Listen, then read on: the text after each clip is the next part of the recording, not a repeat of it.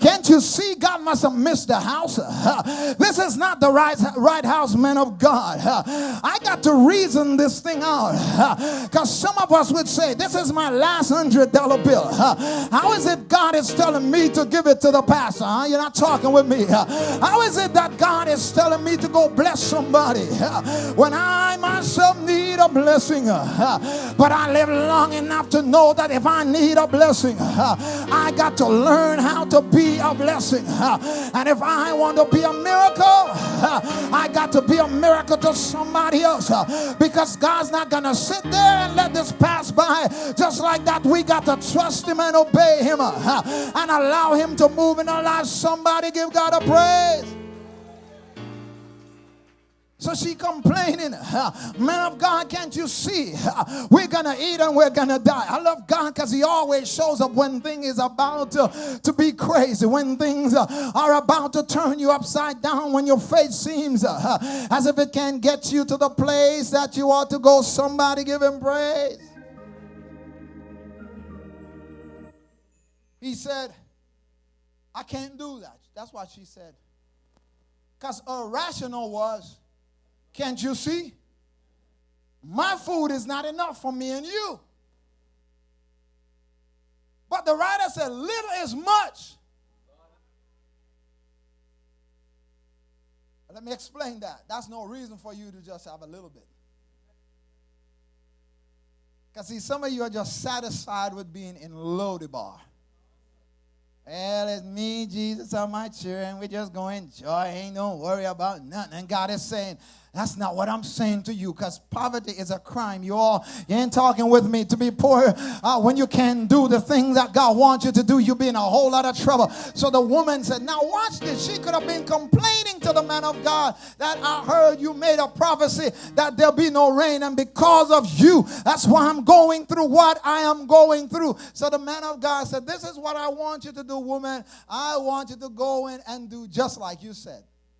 You're going to make the cake.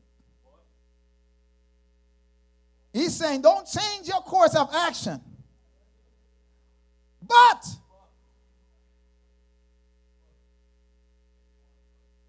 make me a cake first. Well, see, at first he was a little not so bad, but now he's off his rockets now because he loony now. He said, bring me a cake first. How is it that, shouldn't it be for the little boy who is laying on my bed about to die? How is this grown man is asking me to bring him a cake first? That was a ridiculous command. Woman is in trouble. Can you imagine me, the preacher, in this time? Get a word from God and say, God said I need $1 million to purchase a building, and we need it from New Hope, no outside source. Man, I will be stoned to death. I will be scandal, man. My scandal will be worse than Father Coutier. I'll be gone, man. This preacher in the little church in Miramar asking the people for $1 million. What's his problem?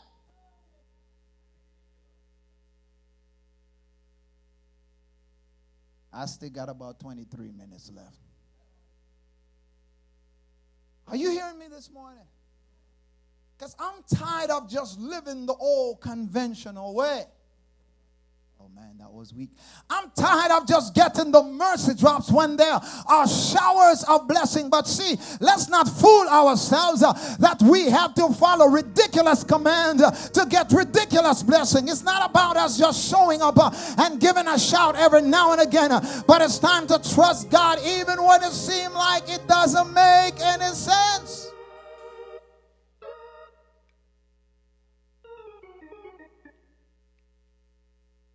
I was thinking the other day while I was doing this sermon, and the Spirit spoke to me. I know it wasn't the devil. And the Spirit said, you need to live more ridiculously again. Explain myself. Because see, sometimes as human beings, we find ourselves that when we feel like we are comfy enough, we could pay our bills. We could maneuver ourselves in the position that we think we can do it.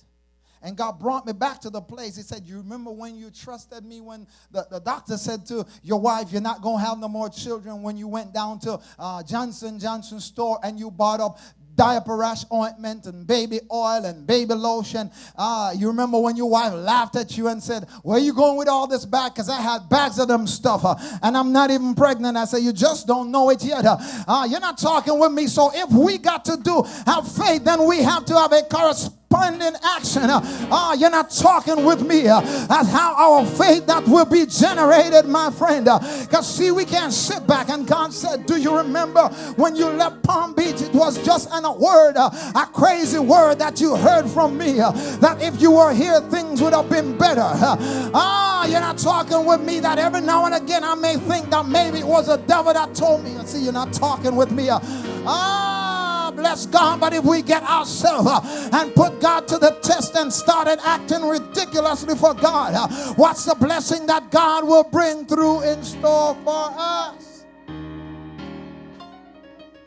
Not going to save you and leave you by the wayside to die. He will save you and give to you everything that you need and everything that you desire. So the woman was obedient. Say obedient.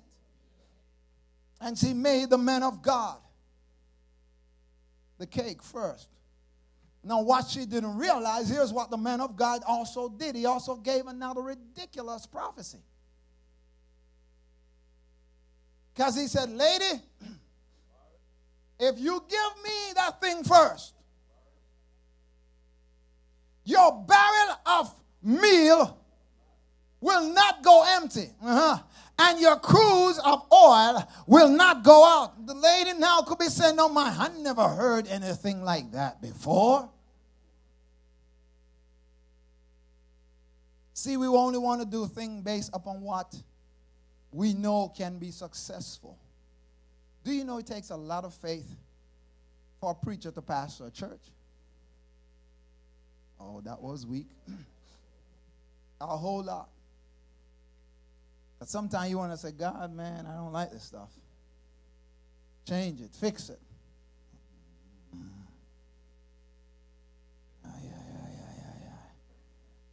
Amen, church.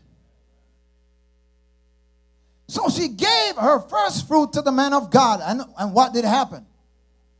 Just like the man of God said, that your cruse of oil will now fail and your meal. And what did the Bible say?